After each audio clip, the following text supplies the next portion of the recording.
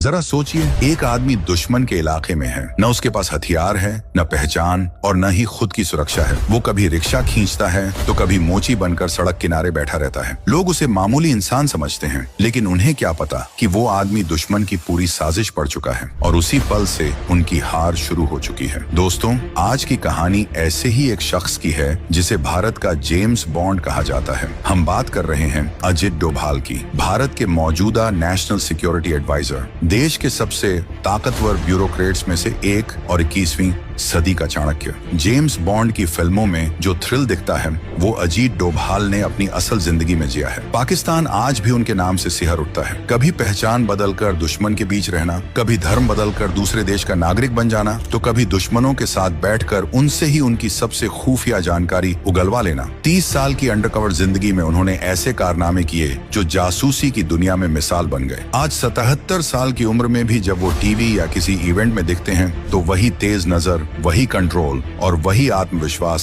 साफ झलकता है। भारत की फॉरेन पॉलिसी हो या नेशनल सिक्योरिटी, हर बड़ा फैसला आज भी उनकी निगरानी में होता है। तो सवाल उठता है कि आखिर क्या है उनमें ऐसा खास जिसने नामुमकिन को भी मुमकिन बना दिया। आज रहस्य टॉक शो की इस वीडियो में हम अजीत डोभाल की जिंदगी के उन किस्सों को जानेंगे जो उन्हें एक आम IPS अफसर से भारत का सबसे बड़ा स्पाई मास्टर बना गए। तो चलिए शुरू से शुरू करते हैं। साल था 1945, तारीख 20 जनवरी। उत्तराखंड के पौड़ी गढ़वाल में एक फौजी परिवार में अजीत डोभाल का जन्म हुआ। उनके पिता major GL Doval Indian army में अफसर थे। अनुशासन और देशभक्ति उन्हें विरासत में मिली। उनकी शुरुआती पढ़ाई आर्मी स्कूल से हुई, कॉलेज अजमेर मिलिट्री स्कूल और फिर यूनिवर्सिटी ऑफ आगरा से इकोनॉमिक्स में उन्होंने मास्टर्स किया। 22 साल की उम्र में UPSSC दिया और पहले ही अटेम्प्ट में उन्होंने IPS क्लियर कर लिया। साल 1968 में केरल कैडर में ASP के तौर पर उनकी पहली पोस्टिंग हुई, लेकिन असली परीक्षा अभी बाकी थी। 1971 के आखिरी दिनों में केरल के थलासिरी इलाके में